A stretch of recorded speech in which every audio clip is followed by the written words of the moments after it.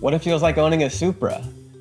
Yeah, I know, I can already taste the comments, so just go ahead.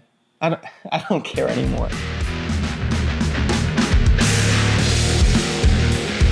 The fact of the matter is, it does matter how it feels whenever you own a car, regardless if it's some old beaten up crappy car or if it's a brand new top tier car.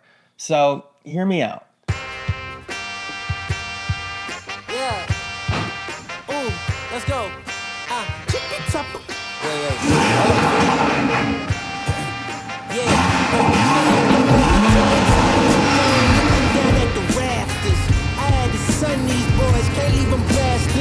A lot of dudes, just some undercover actress. I don't fall for it, I'm privy to all your tactics. Yeah, so try again, this time take a vitamin. Yeah, invite them in, welcome to the Lion's Den. And I'm Mufasa, big boss in charge of. Coming in like a bull, you see me raising the stock up. So baby, you gonna need some patience. I already won, now I'm just making a statement. Yeah.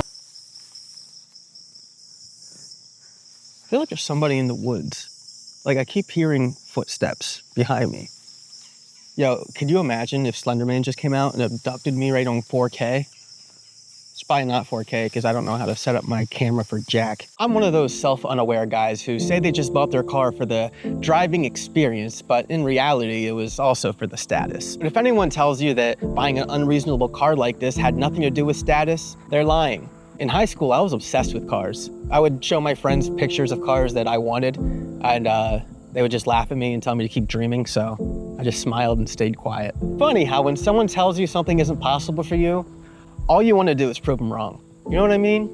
By the time I was 23 and actually got the Supra, I was no longer associated with any of those guys from high school anyways, but the fire was still burning, so I was proud of myself.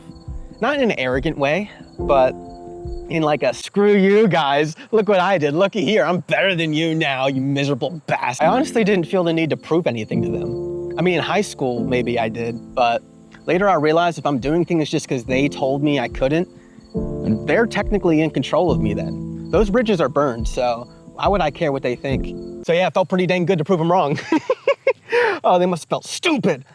I wish I could have seen their faces. I rarely saw Supras on the road whenever I got mine. I was unique. I'd be driving down the road like Camaro, Mustang, WRX, BRZ.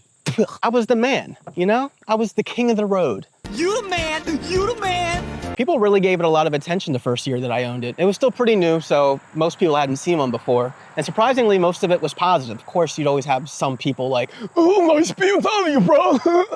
But like I said, most of it was positive. It's literally a driving conversation starter. So, and quite a few of my subscribers are actually people I just met on the road. Why is there so much traffic here? I'm like in the middle of freaking nowhere. Of course, it's the Harley people. Excuse me. Excuse me. Hey. So yeah, it feels pretty cool whenever random people admire your car. And it's not about you getting any kind of acknowledgement or praise or anything. I don't need that kind of validation. And I never did. What do you like about square dancing? Being able to be with friends. I like being able to be appreciated by people. We've all experienced the honeymoon phase, the infatuation of a new interest. Then you wake up from that illusion and question your decisions. We're the real heroes. You fucking... A similar feeling is true for me with this car. The first year was nothing but awe of how beautiful and exhilarating she is.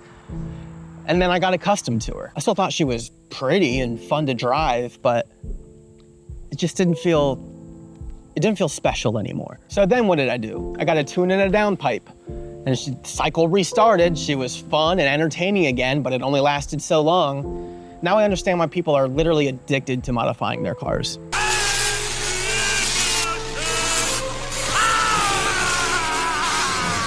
I also started noticing other cars and was like, that'd be pretty sweet to have. Just for something different, a change of pace, to try something new, you know? And it's not that this is a boring or slow car in any way. I'm just used to her. She's still fun and pretty to me, but it just doesn't feel the same anymore. But that'll always be the problem. We'll never be satisfied with what we have. We'll always want more. More turbos, more power, more cars, more stamps for my stamp collection. Couldn't we just stop philatling? Too late. Are you guys sick of my bad jokes and sarcasm yet? I know my wife is, but... This guy stinks! It's completely up to where you came from with how the Supra will make you feel. If you're used to Lamborghinis or Bugattis, obviously the Supra will make you feel nothing. But if you came from a G37 or anything like that, like I did, the Supra will feel pretty wonderful. It's just a matter of perspective. When I first got it, I definitely did get a boost of status. Not that much, obviously. Like I said, it's no Lamborghini or Bugatti, but people definitely gave me a lot more attention in it than I did get in the G37. And in a way that made me feel bad because it's materialistic.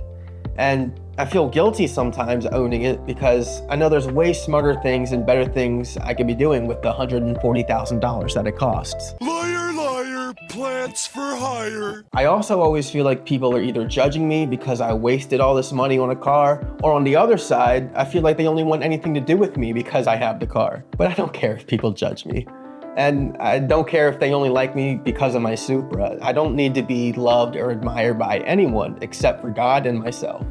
I like being able to be appreciated by people. While it is true I am numb to the Supra now, I still feel blessed and I enjoy every single second behind the wheel. But would it be more fun to be terrified for my life behind the wheel than to be just enjoying it?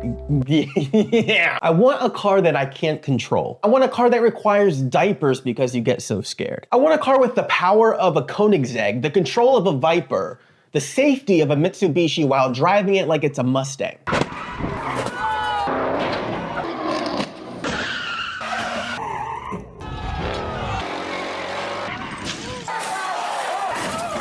The Mustang that was involved was split in half. The Supra is very special to me, and I've expressed my love for it multiple times on the channel. But when I can afford to sell it, to upgrade, I'll do it in a heartbeat. And I know what you're thinking. If I were to sell it to upgrade, wouldn't that just cause more guilt and judgment? Maybe it would, but in the long term,